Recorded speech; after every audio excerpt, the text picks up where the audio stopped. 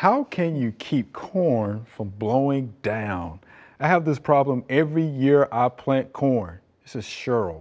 So how do you keep the old corn from blowing down? Well, there are a few weather elements that we cannot completely control. Yeah.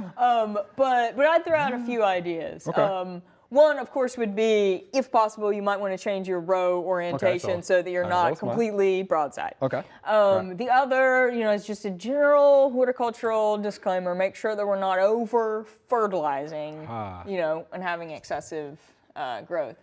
The other thing, and this is something that we attempted in our garden, but not always got done, was actually doing a little bit of hilling. Oh, so the mounding. Okay. Hilling. Okay. Yeah. All right. How did that work?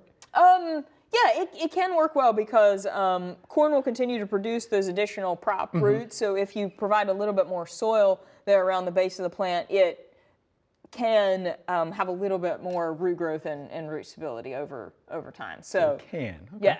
Yeah. So we don't promise 100% efficacy, but it can be an asset. Of course not. But yeah, the mounding is something that I've seen some the old timers do, if you will, my grandfather.